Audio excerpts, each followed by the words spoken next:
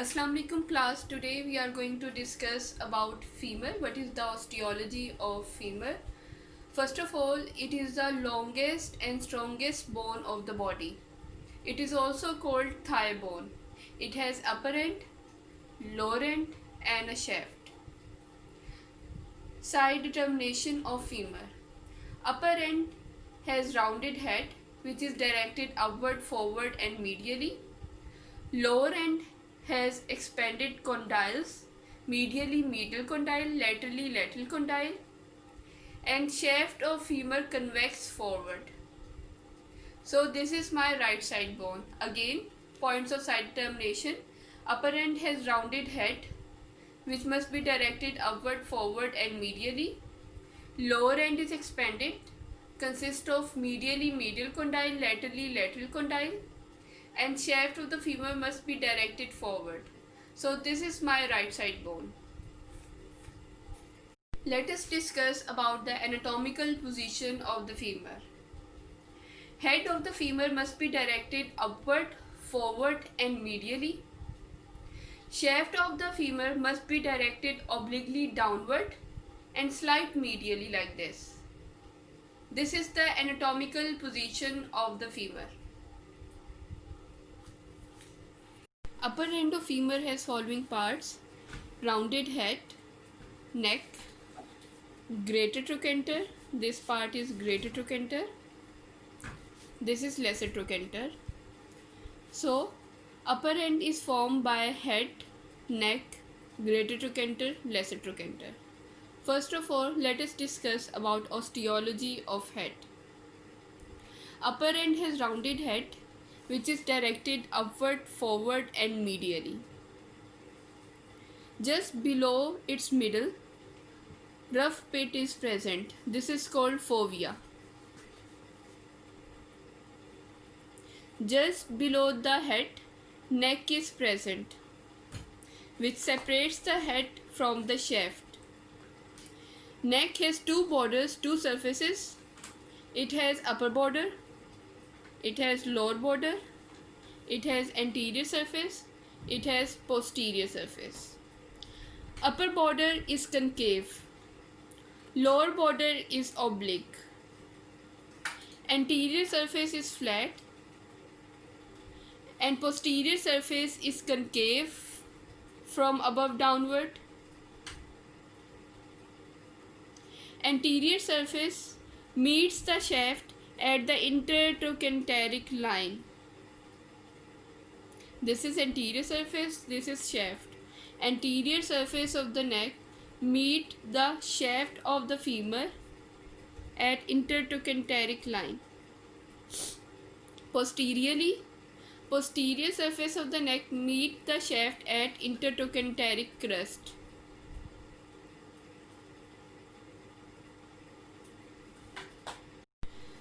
Greater trochanter is a quadrangular prominence at the upper part of the junction of neck with the shaft. This is greater trochanter. Greater trochanter has following borders: upper border and posteriorly posterior border. Upper border at its posterior part has apex. Apex continues with the posterior border.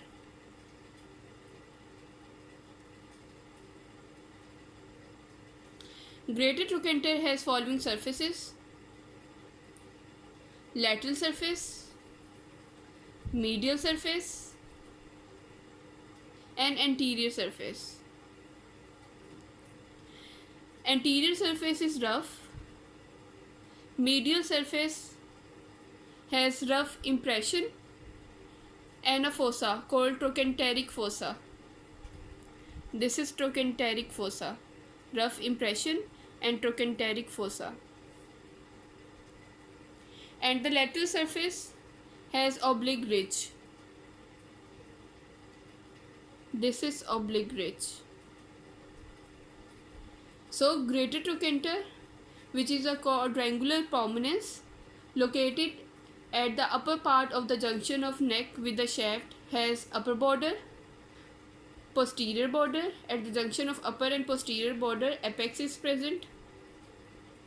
Three surfaces: anterior surface, which is rough; lateral surface, that has oblique ridge; and medial surface, which has trochanteric fossa. This is trochanteric fossa. Lesser trochanter is a conical projection which is present posterior inferior to the neck. Let's talk about intertrochanteric line and intertrochanteric crest. Intertrochanteric line marks at the junction of anterior surface of the neck with the shaft. This is intertrochanteric line. It begins from the anterosuperior angle of the greater trochanter. It extends downward below the lesser trochanter. This line is intertrochanteric line, which is present anteriorly. It begins anterosuperior to the greater trochanter. It extends downward just below the lesser trochanter. This line is intertrochanteric line. It is present anteriorly. Now let's talk about intertrochanteric crest.